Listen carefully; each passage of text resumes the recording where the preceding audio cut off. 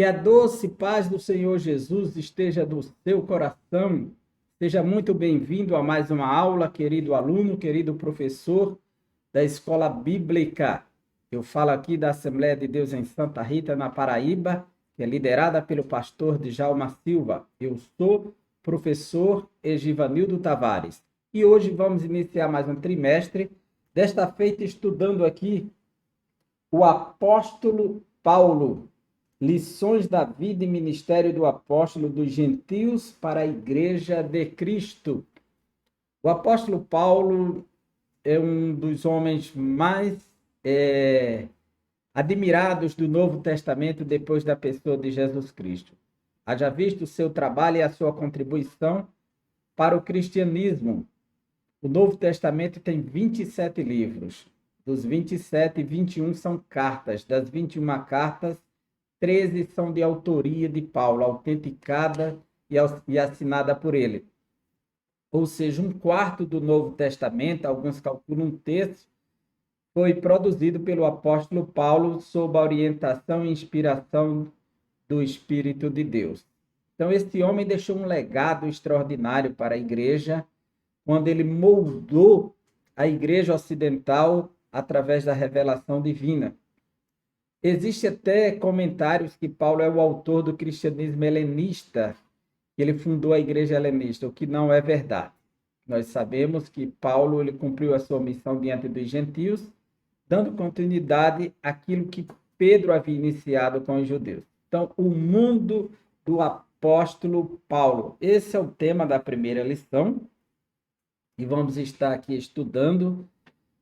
Foi escrita pelo pastor e teólogo Elienay Cabral, ali de Brasília, e é uma lição muito rica. O autor tem muita experiência no campo da pesquisa, da exposição da palavra de Deus, e são preciosas informações que vamos aprender com esta lição. Você já tem aí à sua frente uma imagem do apóstolo Paulo, que é uma figura emblemática. Essa imagem que está aqui foi esculpida no mármore, faz parte de uma igreja que foi construída, uma basílica no quinto século em Roma, e a Basílica Papale de São Paulo fuere Lemura, a Basílica Papal de São Paulo fora do muro. Por quê? Porque, de acordo com a tradição cristã, Paulo foi morto, decapitado e sepultado fora da muralha de Roma, da Itália, ao sul da Via Óstia, e lá ficou erguido um monumento. E quando o cristianismo foi reconhecido dentro do Império Romano, foi construída a primeira basílica no local do túmulo de Paulo, a pedido de Helena. Então, o Constantino construiu. E essa imagem que você vê, ela não é do quarto século, tá certo? Que essa igreja ela sofreu alterações e reconstruções, inclusive no século XVIII. E quando eu estive na Itália, eu visitei essa igreja, onde está sepultado o apóstolo Paulo, de acordo com a tradição. Então, existe essa basílica enorme. Logo na entrada, você tem essa imagem do apóstolo Paulo segurando uma espada, representando a espada do Espírito, e o livro na outra mão. Certo? O apóstolo dos gentios é uma forma de lembrar e de homenagear. Não há nada de devoção ou idolatria em relação a essa imagem. É uma obra artística, mármore branco, bem pertinente na Europa, principalmente na Itália, esse tipo de arte, exploração do mármore branco. Mas está aí uma bela representação artística do apóstolo Paulo, na porta da Basílica de São Paulo, fora do muro, onde Paulo teria sido decapitado. Então, o mundo do apóstolo Paulo. Paulo, pelas Escrituras, é um homem de 3 mundos. Ele é judeu por nascimento, filho de hebreu de hebreus, né? Ele mesmo vai dizer, não existe uma mistura aí que o pai era judeu, a mãe era gentílica, ou a mãe era gentílica, o pai era judeu, né? Ele é filho de um casal que ambos são hebreus. E então ele tem o mundo judaico, por tradição, circuncidado ao 8º dia. Ele vai testemunhar isso nas suas cartas em Filipenses 3, na carta aos Romanos, capítulo 9, vai testemunhar isso na carta aos Gálatas, capítulo 1, e está registrado o seu testemunho de conversão em 3 capítulos dentro do livro de Atos dos Apóstolos, que será a exploração da segunda lição, a conversão de Paulo, será o tema da segunda lição. Então, o primeiro mundo do apóstolo Paulo é o mundo judaico, é o mundo hebreu, é o mundo onde se forja toda a tradição religiosa do apóstolo Paulo. O segundo mundo de Paulo é o mundo romano. Ele nasceu na cidade de Tarso, da Cilícia, que fica na Ásia Menor, e essa cidade é uma província romana. O que seria uma província romana? É quando os romanos dominavam uma cidade por completo e decidia colocar um representante de Roma lá e estabelecia todas as leis e privilégios de Roma dentro desta cidade. E aí um general aposentado romano ia liderar, governar essa cidade para Roma. E se tornava uma miniatura de Roma, essa província romana. E a cidade de Tarso da Cilícia é essa miniatura romana. E Paulo, ele é judeu, mas vai nascer em Tarso da Cilícia, que é uma província romana, é uma cidade provinciana. Logo, todos os direitos que um cidadão romano tem assegurado em Roma, ele terá dentro da Cilícia. E aí Paulo tem o direito de cidadania romana por nascimento, por ter nascido numa província romana. E o terceiro mundo de Paulo, se o primeiro mundo lhe garante tanto a ascendência privilegiada do povo escolhido, do povo eleito, como ele vai dizer, dos judeus descendem as promessas, os pactos, o Cristo e a lei do Senhor. Você tem aí todo o seu patrimônio religioso, todo o seu legado que ele recebe está dentro da sua nacionalidade judaica. Mas para o mundo romano ele vai ter direitos assegurados dentro do império, direitos assegurados, pois ele tem essa cidadania romana e tem toda uma garantia para poder transitar no mundo antigo com certas regalias que só um romano gozava naqueles dias. E terceiro, o mundo grego, pois a cultura que impera, embora os romanos tenham dominado o mundo, é a cultura grega. E a cultura grega teve uma força tão intensa. Alexandre o Grande conquistou o mundo e decidiu difundir a sua cultura, helenizar o mundo, tornar conhecida a cultura do mundo, pois ele tinha um espírito helênico, né? A palavra grego vem do grego helenique, helenos ou heleno, né? Ele decidiu helenizar o mundo para que todos se tornassem helenistas, falassem o grego. E Paulo, ele está inserido nesse contexto.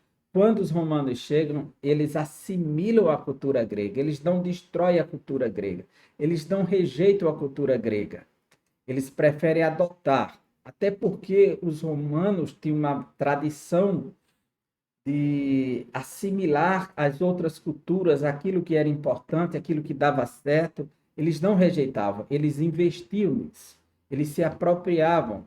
O próprio exército romano era feito de instrumentos de guerra, de armamento dos outros povos, onde ele chegasse, que assimilasse a espada, o gládio, o escudo, o milo, a sua lança, vem de cada um dos povos que os romanos iam conquistando, que ele via que aquela arma era ideal, ele adotava, aquela armadura era ideal, ele adotava para o seu império, para o seu exército. Então os romanos tinham essa habilidade, essa abertura para as outras culturas de assimilar. Então Paulo, ele vai estar vivenciando esse mundo hebreu, esse mundo romano e esse mundo grego, toda a cultura grega. A produção literária da época dos dias de Paulo se dá todo na língua grega. O mundo todo fala o grego. Os romanos chegaram com o latim, mas não conseguiram impor o latim. O latim vai ganhar mais força num período posterior, a partir do quarto século, do que antes. Então, o grego ele impera de forma bastante positiva e aí o acesso à cultura greco-romana é bastante intensa nos estudos da sua época. Nós vamos ver que Paulo cita na carta de Tito uma literatura grega, no seu discurso no Areópago de Atenas, que vamos ter uma lição para isso, ele chega a citar um dos poetas gregos. Então, Paulo está sempre fazendo citações dentro do universo cultural que ele está inserido. Então, seja muito bem-vindo a esta lição, O Mundo do Apóstolo Paulo. Percebe o nível de riqueza que está em volta deste homem que não pôde ser eclipsado pelo tempo, mas, pelo contrário, sua vida se tornou um luzeiro para todos nós. O objetivo geral desta lição é saber como o mundo de hoje é uma porta aberta para o Evangelho. Assim como no início da igreja primitiva, o mundo estava preparado para que o Evangelho se expandisse e conquistasse o mundo, chegasse nos requinhões. O apóstolo Paulo chega a escrever na carta aos Romanos, capítulo 14, que o Evangelho já chegou até o Ilírico, lá nas fronteiras norte, né, da Europa. Então, precisamos entender como é o mundo de hoje. O mundo de hoje é uma porta aberta para o Evangelho, porque nós somos uma geração que vivencia uma tecnologia altamente sofisticada, que oferece os melhores meios de comunicação e, no entanto, não estamos cumprindo a missão que foi delegada por Cristo Jesus. Os objetivos específicos que são 3. Primeiro, apresentar o mundo de Paulo no Império Romano. Então vamos identificar que mundo é esse que Paulo está inserido no Império Romano. Segundo, discorrer sobre o mundo cultural de Paulo, a cultura que moldava a vida do apóstolo Paulo, os seus passos. Isso é muito importante porque ele consegue transmitir isso por meio das cartas. E quando conhecemos esse mundo cultural de Paulo, fica mais fácil compreender a sua linguagem, a sua mensagem e o porquê de certas respostas de Paulo dentro de um universo cultural e as necessidades circunstanciais que surgiram nas igrejas e ele teve que responder com as suas missivas ou cartas. E terceiro, descrever o mundo religioso de Paulo. Um Paulo criado dentro de uma tradição radical, sectária, que é o farisaísmo, que é atraído de forma sobrenatural e impactante para o evangelho, para lidar com um grupo que não tinha a lei de Deus na mão, não tinha um padrão ético, que eram os gentios. Então, o mundo religioso de Paulo, ele vem de uma tradição ferrenha, de uma tradição fundamentalista. Ele diz: fui extremamente zeloso da tradição de meus pais. Então, ele ia ao extremo, e o próprio Paulo confessa isso. E agora ele será inserido em outro universo em que ele precisa ter abertura para um mundo como os gentios, que, do ponto de vista do fariseu que ele era pior do que Pedro em relação às tradições judaicas. E agora Paulo vai dar uma guinada aí, uma guinada tremenda com a revolução do evangelho da graça de nosso Senhor Jesus Cristo. O textuário nos diz: disse-lhe, porém, o Senhor: vai, porque este é para mim um vaso escolhido para levar o meu nome diante dos gentios e dos reis e dos filhos de Israel. Essa é a fala do Senhor para Ananias, que está em Damasco, da Síria, O apóstolo Paulo, ele não é apóstolo ainda. Nós vamos estar falando na próxima semana, esse homem de dois nomes, né? Na realidade, é o mesmo nome com formas distintas de pronunciar. O seu nome inicialmente, que vamos conhecer no Novo Testamento, é Saulo. Saulo já é uma forma grega de pronunciar Saul, Shaul, Shaul, que é Saulo, Saulo, né? Então, Saul, que é o primeiro rei de Israel da tribo de Benjamim, Paulo é da tribo de Benjamim também. Provavelmente seus pais homenagearam o primeiro rei de Israel com o nome de Saul. Esse nome Saul, que vai para o latim depois, e ele latiniza e troca o S pelo P, porque era mais fácil de pronunciar. Então, Paulo tem uma missão junto aos gentios e ele adota a forma gentílica, aquela mais popular, Paulo. Você veja que troca o P pelo S, fica Saulo, né? E então você tem a forma hebraica, Shaul, a forma grega, Saulo, e a forma latina, Paulo. Tá certo? Então veja que os três mundos estão conectados sempre. Disse-lhe, porém, o seu vai, porque este é para mim um vaso escolhido. Fica claro para nós que a escolha de Paulo é exclusividade do próprio Senhor. Vai, porque este é para mim um vaso escolhido. Então, quando o Senhor diz que ele é um vaso escolhido, é um vaso eleito, é um vaso separado, e com uma missão para levar o meu nome diante dos gentios e dos reis e dos filhos de Israel. Então, o Senhor que estava chamando Paulo, escolhendo Paulo, é totalmente responsável por aquilo que Paulo será e fará. Porque se Deus não trabalhasse na mente, no coração dessa pessoa, jamais ela teria condições de fazer o que Paulo fez, ele sendo judeu, fariseu, radical, chamado para pregar aos gentios. E a gente vê que Paulo, de fato, pregou aos gentios, aos reis e aos filhos de Israel, o tempo todo. O livro de Atos, que é a grande testemunha disso, a gente vê no capítulo 13 que Paulo começava suas pregações, né? Veja, capítulo 13, levar meu nome diante dos gentios. E o que diz o texto sagrado? Capítulo 13, versículo 46 e 47. Então Paulo e Barnabé lhes responderam aos judeus, né? Era necessário anunciar primeiro a vocês a palavra de Deus. Uma vez que rejeitaram e não se julgam dignos da vida eterna, agora nos voltamos para os gentios, pois assim nos ordenou: eu fiz de você luz para os gentios, para que você leve a salvação até os confins da terra. Então, vai com a mensagem agora, que é uma luz para os gentios. Capítulo 24 do livro de Atos, versículo 10.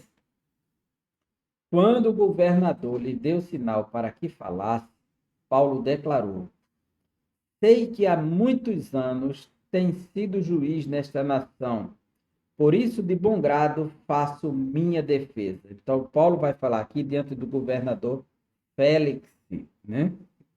No capítulo 25, versículo 22, o rei Agripa. Então, Agripa disse a Festo: eu também gostaria de ouvir esse homem. Ele respondeu: amanhã ouvirás. E o capítulo 26, versículos 1 e 2 diz assim: então Agripa disse a Paulo: você tem permissão para falar em sua defesa. A seguir, Paulo fez sinal com a mão e começou a sua defesa. Rei Agripa, considero-me feliz por estar hoje em tua presença para fazer a minha defesa contra todas as acusações dos judeus. Veja que Paulo agora está testemunhando fazendo a sua defesa própria diante do rei Agripa. Então você tem Félix, passou por Festo, Agripa, e o povo judeu, ele sempre iniciou sua pregação com os judeus. Capítulo 9, quando pontua aqui a conversão de Paulo após o retorno dele da Arábia,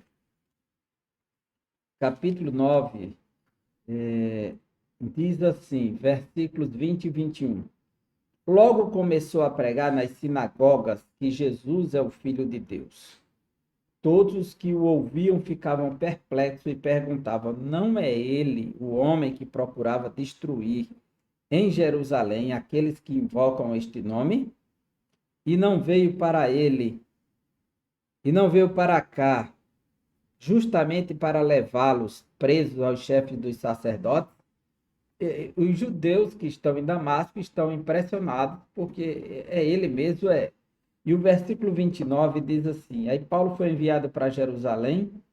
Quando chegou lá, diz assim: falava e discutia com os judeus em Jerusalém, pregando corajosamente em nome do Senhor. Aliás, isso é o 28, né? Falava e discutia com os judeus de fala grega, ou seja, os helenistas, mas estes tentavam matá-lo. E no capítulo 13, versículo 2, diz assim: enquanto adoravam o Senhor e jejuavam, disse o Espírito Santo: separem-me Barnabé e Saulo para a obra que os tenho chamado. Versículo 5. Chegando em Salamina, proclamaram a palavra de Deus nas sinagogas judaicas. Então, Paulo sempre iniciava pelas sinagogas. Versículo 14, sempre pelos judeus. Capítulo 13, versículo 14, que diz: de Perge prosseguiram até Antioquia da Pisídia. No sábado entraram na sinagoga e se assentaram. E ali ele recebeu a oportunidade de comunicar a palavra. Versículo 43. Despedida a congregação, muitos dos judeus e estrangeiros piedosos, convertidos ao judaísmo, seguiram Paulo e Barnabé. Estes conversavam com eles, recomendando-lhes que continuassem na graça de Deus. Então, Paulo, ele está sempre pregando gentios, aos reis, aos filhos de Israel. Verdade prática. Segundo a sua soberana vontade, Deus usa as circunstâncias para fazer uma grande obra. É notório que Deus, ele confunde os homens, ele surpreende os homens, porque a sua forma de agir sobre a sua igreja, na sua igreja, o corpo do seu filho, é sempre de forma inédita, né? Então Deus tem uma maneira toda especial de agir que nos surpreende.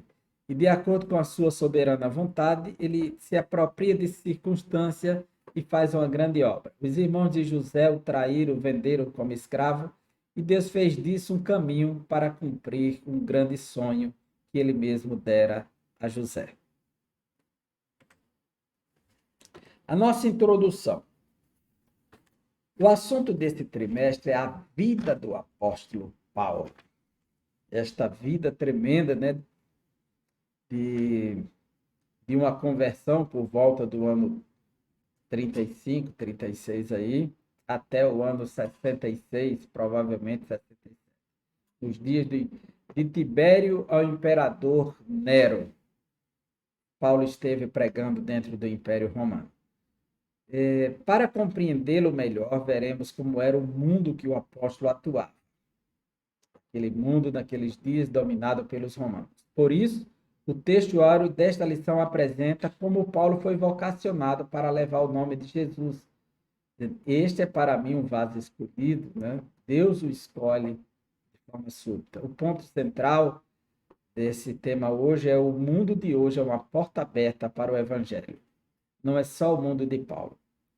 Paulo estava em Jerusalém quando o cristianismo despontou, a igreja emerge aqui, é uma igreja emergente no sentido puro da palavra, e ele avança, e como A comunidade de Damasco, de judeus, está sendo pressionada por cristãos que já chegaram até aqui. Paulo vai tentar, então, salvar o judaísmo da influência cristã. No caminho de Damasco, uma súbita luz o cerca e o milagre acontece. Esse é o tema da próxima lição. Então, o mundo de Paulo no Império Romano. Paulo, ele nasceu aqui em Tarsus da Cilícia, você pode acompanhar aqui, olha, número 1, Tarso da Cilícia. Isso aqui é a região sul da Ásia Menor, aqui é a ilha de Chipre, isso aqui é parte do mar Mediterrâneo, Grande Mar. Aqui está Antioquia da Síria, isso aqui é a região da Síria, tá vendo? Ó, a palavra Síria aqui está Damasco, aqui é a região da Arábia, a Pétria, né, a região de Pedra, e Tiro e Sidom aqui em cima, ao nordeste de Israel, aqui está Israel, isso aqui é o Mar da Galileia, Rio Jordão, aqui no centro, e aqui o Mar Morto aqui embaixo, Mar Salgado, isso aqui é a Judéia. Então, Paulo, ele nasce em Tarso da Cilícia, é enviado pelo seu pai para morar em Jerusalém, aqui o número 2, saiu de Tarso da Cilícia de 1 ao 2, veio morar em Jerusalém, provavelmente, segundo alguns intérpretes, com sua irmã, que mora em Jerusalém. A Bíblia cita essa irmã de Paulo, não cita o nome dela. E como ele cumpria uma tradição judaica, provavelmente tenha chegado aos 12 anos, porque aos 13 anos ele se torna maioridade religiosa, e vai estudar aos pés do sábio Gamaliel, filho e neto de Hilel, filho do Gamaliel I, que é filho do Rabino Hilel. Fundou uma das escolas mais expressivas do judaísmo antigo. Então, com o surgimento do cristianismo, Paulo parte com cartas para Damasco. Vou falar dessas cartas numa próxima aula, que seriam esses documentos, quando surgiu. E no meio do caminho ele é tomado aqui, olha, derrubado em Damasco, recebe a oração, se converte e vai para a região da Arábia, que é essa região aqui do sudeste aqui, precisamente da região nabateia, porque ele vai falar de Aretas e o rei dos nabateus. Naqueles primeiros dias, vai passar cerca de 3 anos e retorna para Damasco aqui, olha, 3, 4, 5, voltou para Damasco. Em Damasco ele é perseguido e volta para Jerusalém. Aqui em Jerusalém, olha, 5, 6, voltou para Jerusalém, na Judéia. Ele pega o navio aqui, vai para a região agora da Cilícia novamente, para Tarso, onde vai passar cerca de 10 anos, para ser chamado para Antioquia da Síria e daqui ser enviado para as missões. Então, esse é o trajeto do apóstolo Paulo. Entendendo a origem de Paulo e a geografia do mundo de Paulo, e Paulo chamado para os gentios. Há poucas informações concretas acerca da vida cronológica de Paulo. Então, montar a cronologia de Paulo não é fácil. Por exemplo, se ele passou cerca de 3 anos aqui na Arábia, conforme Gálatas, capítulo 1, voltou para Damasco e desceu para Jerusalém, passou apenas aqui cerca de 15 dias, e partiu para a região de Tarso, onde vai passar cerca de 10 anos. Esses 10 anos aqui da vida dele não é contabilizado em lugar nenhum. Ele é identificado a partir da ordem cronológica dos eventos, porque ele vai dizer em Gálatas 2 que depois de 14 anos ele subiu a Jerusalém por uma revelação. Então ele volta a Jerusalém e voltou daqui de Antioquia da Síria. Logo, nós temos aí um hiato na vida de Paulo de cerca de 10 anos, sem sabermos o que aconteceu, o que ele realizou durante esse período. Uma das coisas é inegável, ele desenvolveu o ofício de fabricação de tendas, que era muito comum na Cilícia, e seu pai tinha uma fábrica de fazer tendas, e ele se tornou também um fabricante de tendas durante esses 10 anos. É, geograficamente, Paulo, que é um nome romano, seu nome vem do hebraico Saul, vai para o grego Saulo, e depois é adotado como latim. Ele não foi transformado de Saulo, foi transformado em um Paulo, né? Existe essa tradição, inclusive tem um hino da harpa cristã que diz isso, mas pelas escrituras não tem sustentação essa afirmação. Paulo nunca foi transformado em Paulo. O Espírito Santo chama ele de Saulo ainda depois de convertido, né? Ele que adotou um nome cultural, a sua identidade romana. Ele tinha essa identidade romana, ele tinha dupla identidade. Ele é uma judaica e uma romana por nascimento. Ele adotou a romana no mundo romano, estrategicamente. E, geograficamente, era natural de Tarso, capital da Cilícia, que ficava às margens do rio Cnidos, ou Cídinos, na Ásia Menor. Então, você tem aqui Tarso, Cilícia, essa região, onde ele morava. Sobre o seu nascimento, não temos data precisa. Talvez ocorrido no ano 5 a.C., talvez, né? Dessa forma, quando nosso Senhor foi crucificado, Paulo poderia ter entre 30 a 35 anos de idade. São suposições, datas aproximadas. A geografia do mundo de Paulo. Geograficamente, o mundo gentílico estava sob o domínio do Império Romano. Os romanos eles se ergueram como império a partir do ano 70 a.C., que é justamente aquele período da revolta dos, dos gladiadores, liderada por Espartacus, né? Esse é o grande período. O general Pompeu, Júlio César e Crassus são os três grandes líderes que vão dar início ao triunvirato, e depois Júlio César vai assumir o comando, perseguindo o próprio genro, que é o general Pompeu. Crassus também será perseguido até a morte na Pérsia. E Júlio César não terá a glória de ser o imperador que ele projetou esse caminho, pois ele será assassinado pelo Senado e seu sobrinho e neto ao mesmo tempo é quem vai assumir o império e começar então o Império Romano. Mas antes era a República. Os romanos eram uma monarquia que transitou para a República e da República para o Império. E esse período do Império é cerca de 70 a.C. No ano 63, os romanos chegaram na Palestina, através do general Pompeu, e dominou, obstruindo todo o poder que ficou dos gregos. Depois que Alexandre o Grande morreu, seu império foi dividido em 4 partes, e uma das partes coube a Ptolomeu, que ficou aqui em Alexandria, no Egito, e outra a Antíoco, os Seleucidas, no norte da Síria. Então, uma hora a Síria conquistava a Palestina, outra hora os Ptolomeus. Então, o último dos representantes dos Ptolomeus é a famosa e lendária rainha Cleópatra, né? Tão conhecida dos Ptolomeus.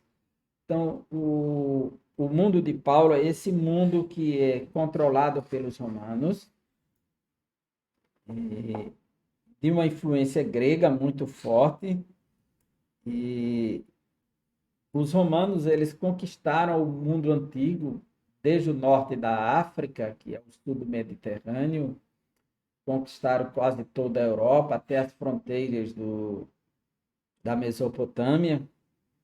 É uma grande extensão de terras e implantaram sua cultura, mudaram o conceito de engenharia, de estradas, de construções, de exército, estabelecer a Pax Romana, que é o domínio com a paz romana, o controle total. E Paulo está inserido nesse mundo. Naqueles dias, entre o ano 33 e 35, o imperador era Tibério César.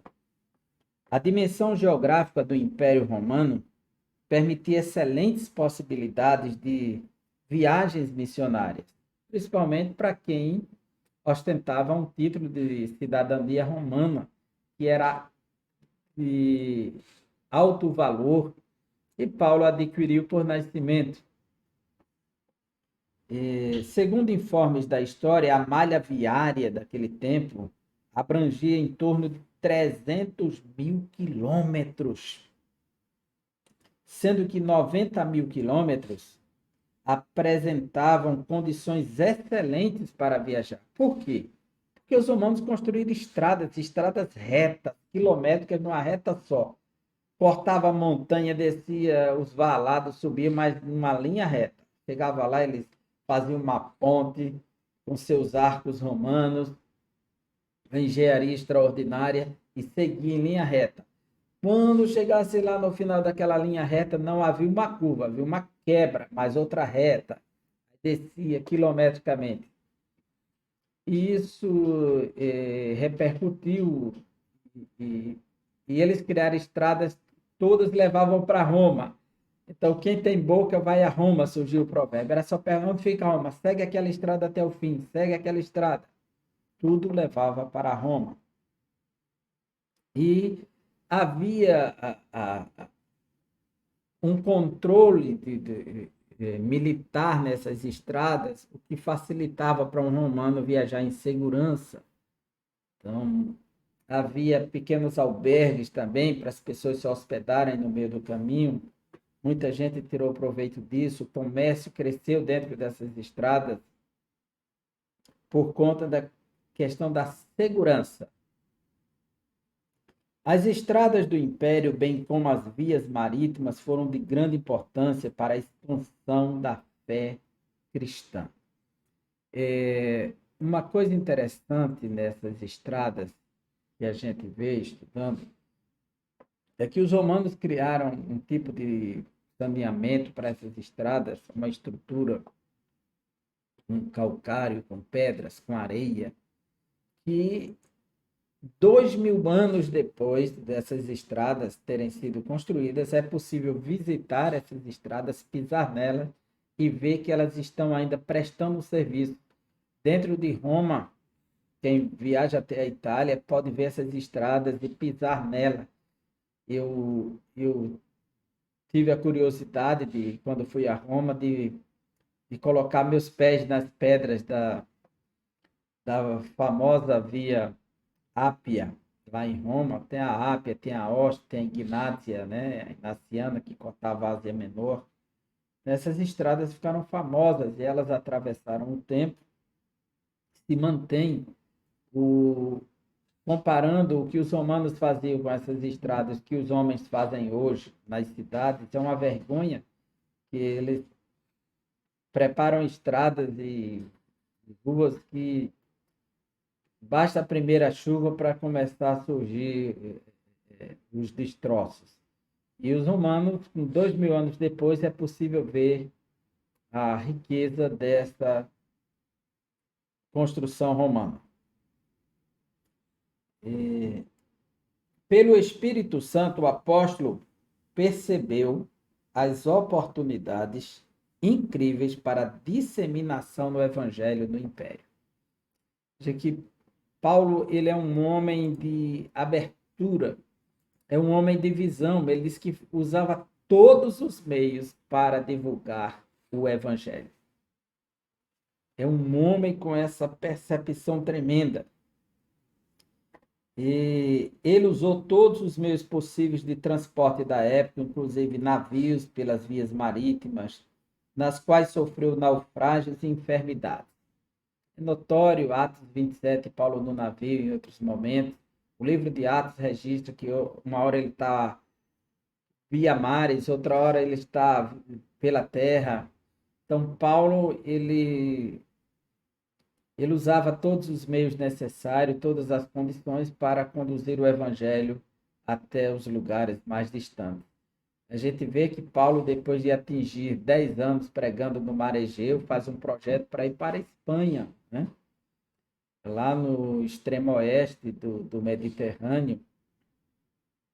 Então, Paulo tem essa visão gigante. Assim, a geografia do mundo paulino tem papel essencial para a implantação das primeiras igrejas. E é notório que Paulo sempre está fundando igrejas nos grandes centros urbanos, porque era a partir dali que disseminava. Estava o grande comércio, os grandes templos, aconteciam os grandes fluxos de pessoas que vinham negociar, compartilhar as suas necessidades, dividir o comércio. E os grandes centros urbanos, onde concentrava todo mundo, havia os grandes anfiteatros que atraíam os Jogos Olímpicos. E Paulo se apropriava de tudo isso para pregar o evangelho nesses locais, porque a partir daí ele se expandia para as regiões, para as pequenas tribos, os locais mais distantes, e, e tudo dependia de onde estava a grande centralização, né? A massa maior. E Paulo, ele era estrategista. Então, ele focava logo na zona urbana de imediato. A gente percebe como ele faz isso e consegue atingir um número bem mais extenso.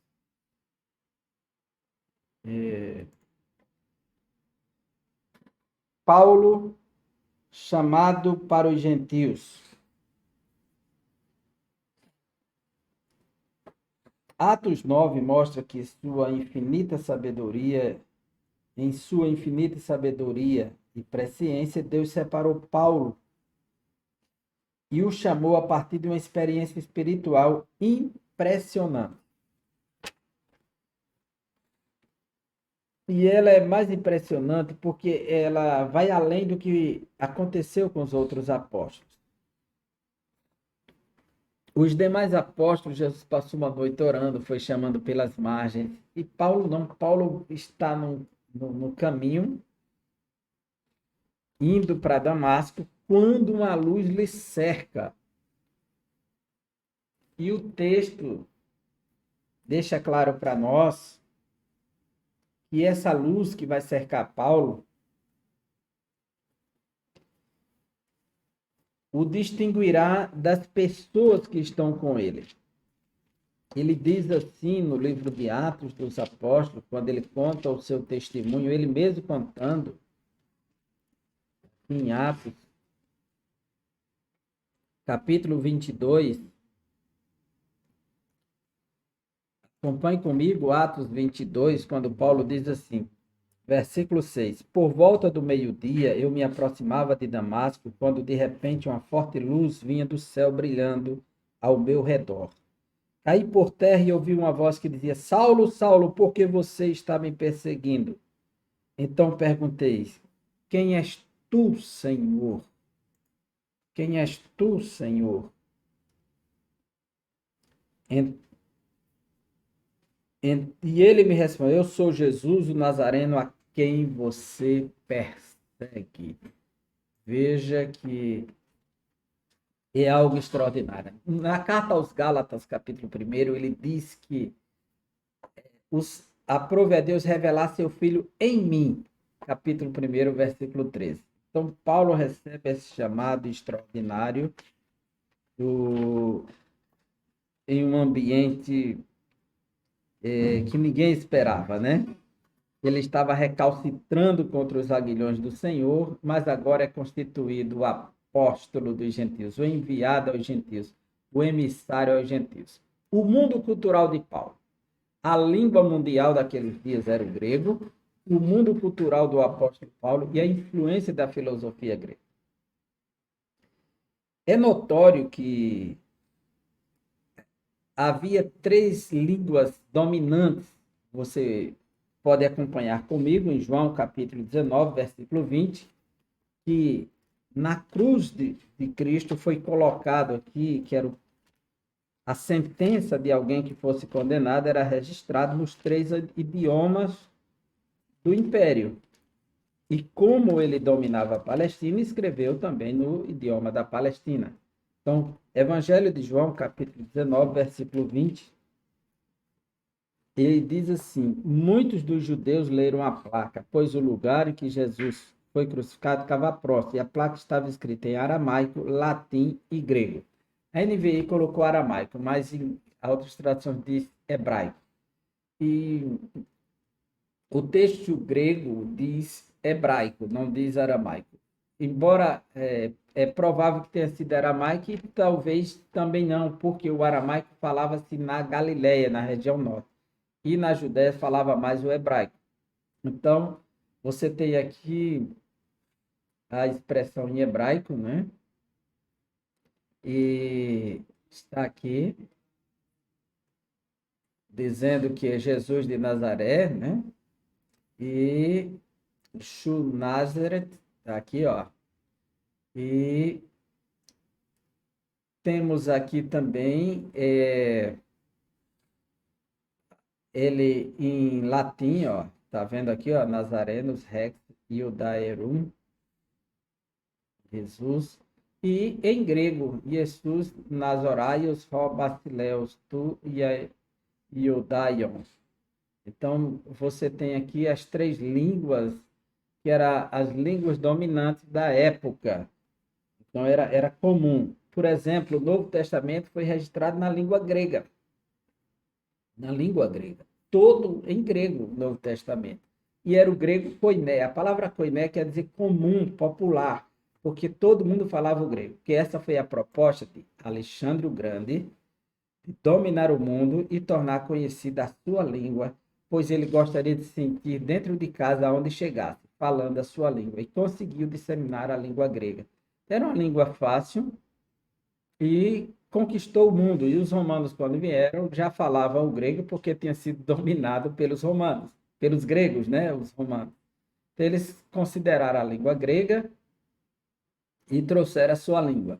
É notório que o livro de Atos diz que Paulo se apresenta no capítulo 21 e na escada ele diz: é lícito açoitar um cidadão romano defendendo a sua cidadania. E o centurião disse: tu sabes o grego? Aí ele falou em língua grega. No capítulo 22, inicia dizendo: e ele falando em língua hebraica, a multidão diz: varões e irmãos. Então ele já fala em hebraico. Já nas cartas de Paulo, ele usa o latim muitas vezes. Uma hora ele diz Silas, outra hora ele diz Silvano, a mesma pessoa. Uma hora ele escreve em grego, outra hora em latim. Uma hora ele diz Priscila, outra hora ele diz Prisca, que é a forma latinizada. Então é notório que Paulo esteja vivenciando essas três culturas. O mundo cultural do apóstolo. Como ele tinha sido enviado para Jerusalém para estudar, ele aprendeu sobre a Torá. A Torá é um termo, pode ser genérico, aplicado a todo o Antigo Testamento, e pode ser especificamente ao Pentateuco, os 5 primeiros livros do Antigo Testamento. O termo Torá ele é muito amplo. O mundo cultural do apóstolo Paulo. O Império Romano respeitava a diversidade religiosa desde que se respeitasse os deuses do Império Romano. É notório em toda a história que os romanos eram panteístas, politeístas, aliás, politeístas, não panteístas. Politeísta, muitos, e teístas deuses, tinham muitos deuses. Então, enxergar o cristianismo como mais um Deus, mais uma divindade, era comum. O que eles não aceitavam era a ideia de que o cristianismo está acima dos seus deuses e que o Deus cristão sobrepujava todos os demais. Isso gerava conflitos, porque se você tem um que é melhor do que todos, é necessário rejeitar os imprestáveis e ficar com o que presta.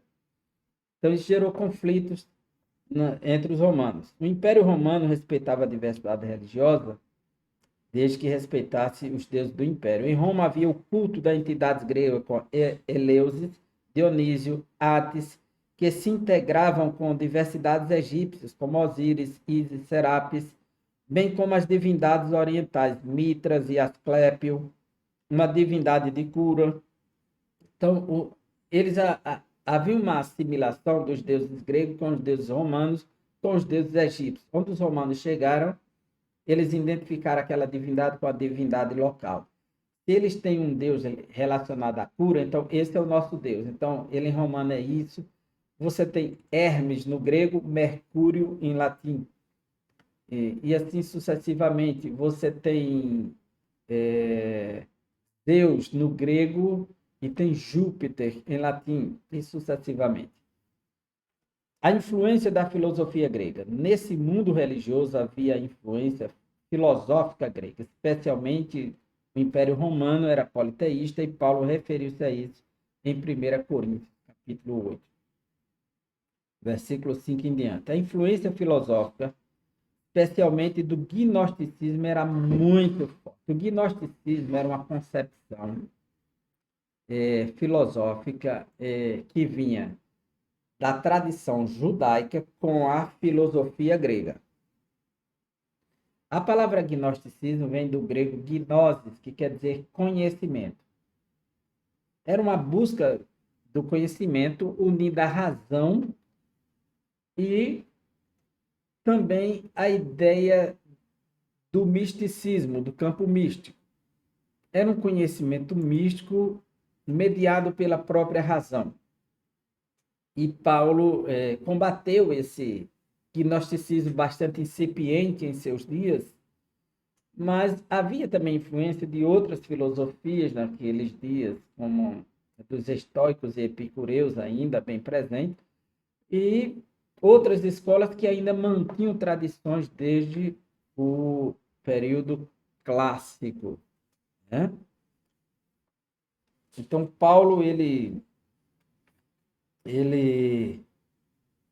indiscutivelmente se tornou um grande defensor do evangelho. Então a apologética faz parte da fé cristã.